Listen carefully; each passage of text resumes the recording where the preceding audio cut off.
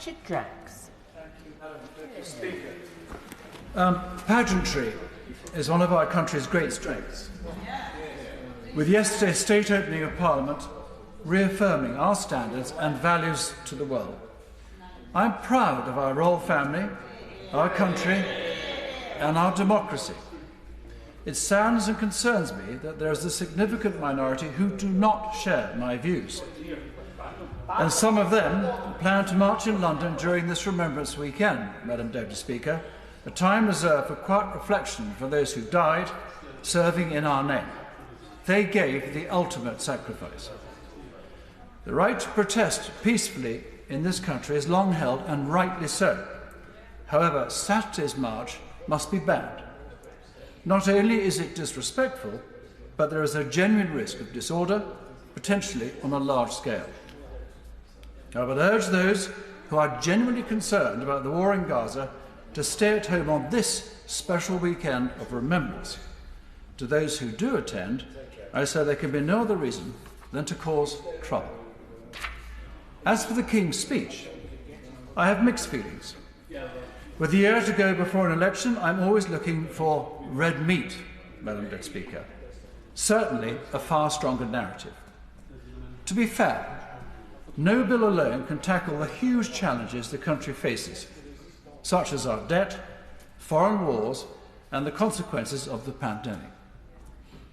What the nation is looking for is a healthy dose of common sense, a re-emergence of British values, and an end to all this wokey, politically correct nonsense that is corrupting all that we hold dear.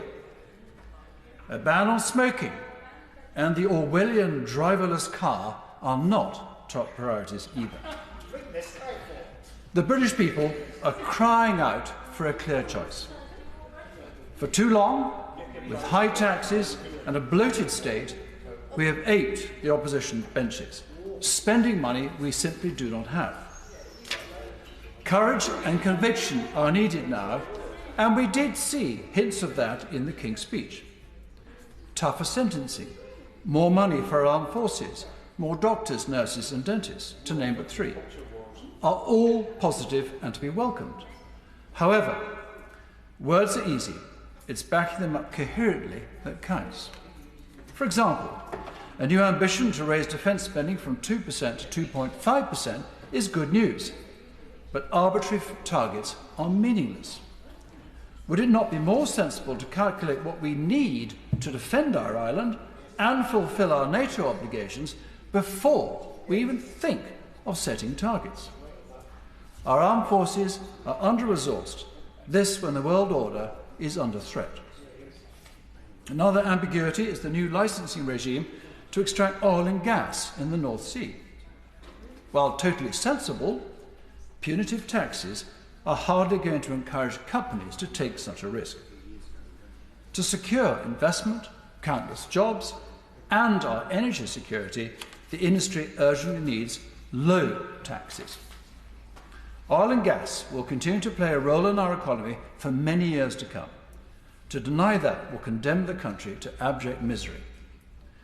Why wasn't there a bill to redraft the Climate Change Act 2008, which will simply impoverish us and scrap all the green taxes?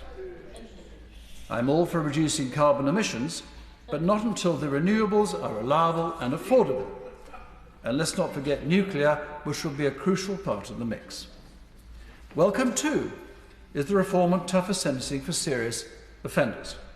But while they will spend more time in jail, those committing less serious crimes will evade it because we've reached full capacity. New prisons are being built, but not fast enough. One bill I would like to have seen in the King's speech is one reintroducing national service for those who need a hand up. And that number is sadly growing. We already spend billions of pounds on encouraging reliance on the state. Let's spend that instead on instilling in people that life is about contributing, about service, and taking responsibility for one's self. I hope most sincerely that the much-awaited autumn statement will go some way to answer some of my concerns. What we need right now is a clear vision based on sound conservative values. We are Conservatives. Let's start acting like them before it's too late. Sir Stephen Timms. Thank you.